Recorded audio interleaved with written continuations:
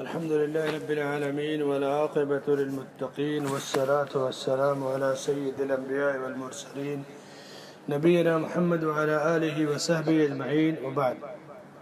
وورث سليمان داود وقال يا أيها الناس علمنا منطق الطير وأوتينا من كل شيء إن هذا لهو الفضل المبين.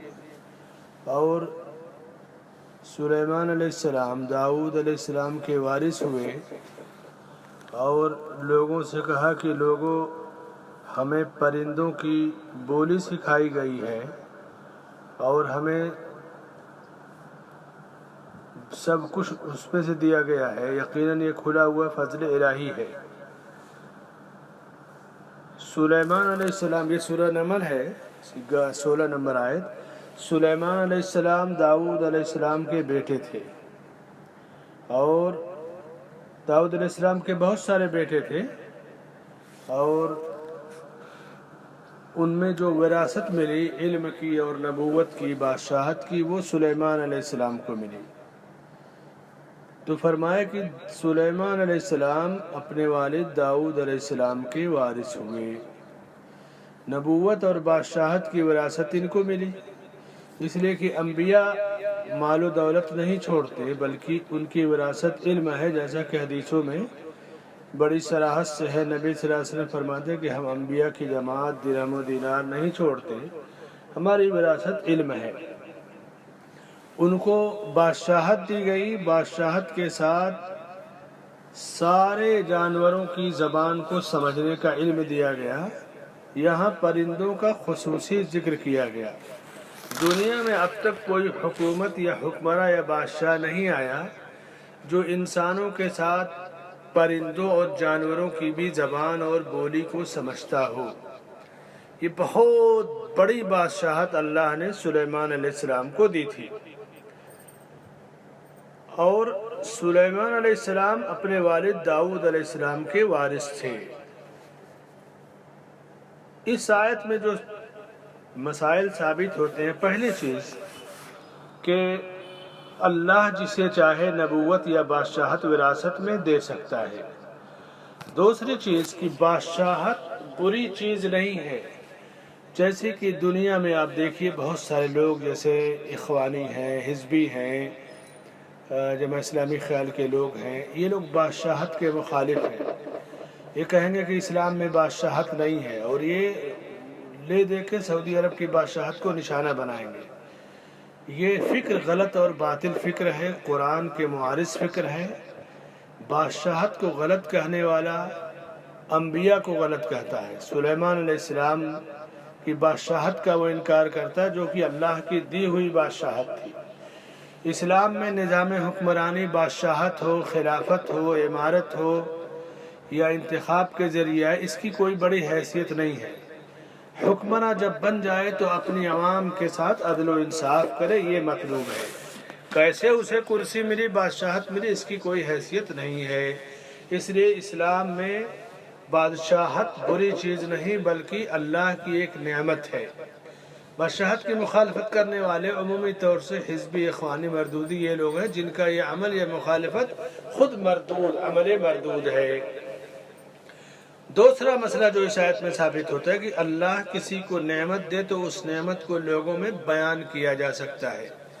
یا ایھا الناس علمنا منطق الطیر، اے لوگو ہمیں پرندوں کی بولیوں کا علم دیا گیا. اب تک کسی کو پرندے کی زبان سمجھ میں نہیں آتی تھی، لیکن بہت بڑی نعمت انہیں دی گئی تو اللہ کی نعمت کو انہوں نے بیان کیا. تیسرا مسئلہ، نعمت کو چاہے واضح طور سے بیان کریں چاہے کھل کر کے بیان کریں، کوئی حرج نہیں. لیکن اگر کسی نعمت سے حاسد پیدا ہو، حسد کرنے والے، تو اس نعمت کو چھپایا جا سکتا ہے. جیسا کہ اللہ کے رسول صلی اللہ علیہ وسلم فرماتے ہیں کہ خاموشی سے اپنی ضرورتیں پوری کیا کرو، اس لیے کہ ہر نعمت والے سے لوگ حسد کرتے ہیں. لوگ ٹو میں رہیں گے کہ آدمی کیا کر رہا ہے، کیا کھا رہا ہے، کیسے رہ رہا ہے، تو اگر جان جائیں گے اس کی خوبیاں تو حسد کرنے لگیں گے.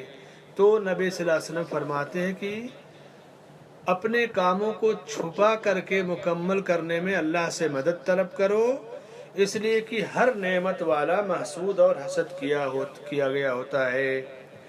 چوتھا مسئلہ کہ پرندے بھی بولتے ہیں جیسے انسان بولتے ہیں، لیکن ان کی زبان صرف اللہ سمجھتا ہے، اور اللہ نے سلیمان علیہ السلام کو وہ زبان عطا کی۔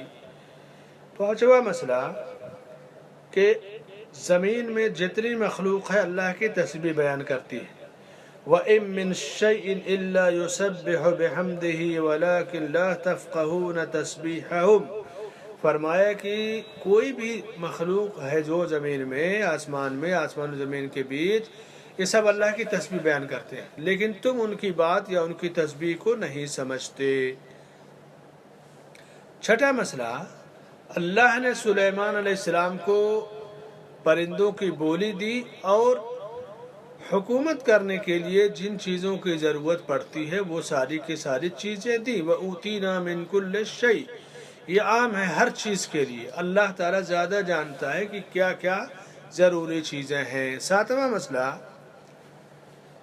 جب کسی کو اللہ تعالیٰ علم، فہم اور سوجھ بوجھ دے تو یہ بہت بڑا فضل ہے اللہ کا۔ إِنَّ هَذَا لَهُوَ الْفَضْلُ الْمُبِينُ، یعنی سب سے بڑا انعام اللہ کا علم ہے، تفقہ ہے، فقہ ہے، یہ بہت بڑا انعام ہے۔ اور قُلْ بِفَضْلِ اللَّهِ وَبِرَحْمَتِهِ فَبِذَلِكَ فَلْيَفْرَحُوا هُوَ خَيْرٌ مِّمَّا يَجْمَعُونَ، اس فضل اور انعام پر خوشی بھی ظاہر کرنے کا ذکر کیا گیا۔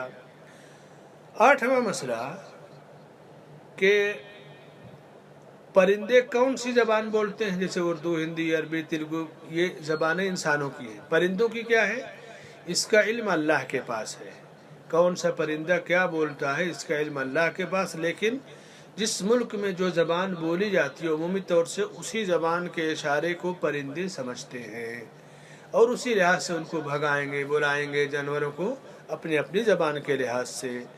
نوواں مسئلہ کہ بندہ کوشش کرے عربی زبان سیکھنے کی، اس لیے کہ عربی قرآن کی زبان ہے، اور جب تک آدمی قرآن کو نہیں سمجھے گا اللہ کے کلام کو نہیں سمجھ سکتا، اور جب تک اللہ کے کلام کو نہیں سمجھے گا دین کی لذت اور نعمت کو وہ نہیں سمجھ سکتا۔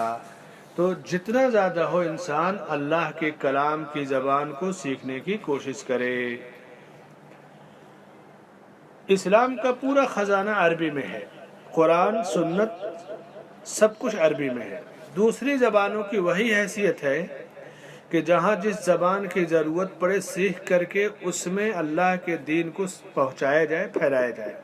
اصل عربی زبان ہے، اور باقی زبانیں اس عربی زبان کے پیغام کو پھیلانے اور سکھانے کا ایک ذریعہ ہے۔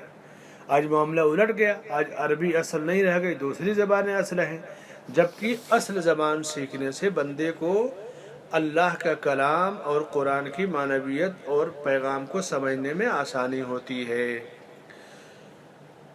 عرب کے اندر جو بھی زبانیں تھیں، عربی زبان تو بنیادی تھی، لیکن پوری دنیا کے لوگوں نے تاریخ کا علم عربی سے لیا ہے۔ یسألونک عن الأہلہ، جیسے چاند کیا ہے، فرمایا کہہ دیجئے کہ وقت بتانے کا ذریعہ ہے۔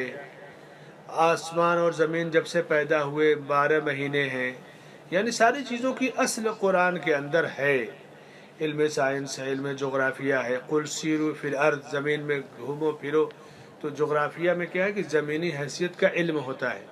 تو سارے علم کی بنیاد قرآن ہے، قرآن عربی میں ہے، انسان کو عربی پہ مہارت حاصل کرنی چاہیے۔ دوسری زبانیں عربی زبان کے پیغام کو پہنچانے اور پھیلانے کا ایک ذریعہ ہونا چاہیے۔ اللہ سے دعا ہے کہ اللہ تعالی ہمیں علم دین کی فقہ اور سمجھ عطا فرمائے، اور نعمتوں کا شکریہ ادا کرنے کی توفیق بخشے۔ آمین۔ وصلی اللہ علی نبینا محمد وعلی آلہ وصحبہ اجمعین۔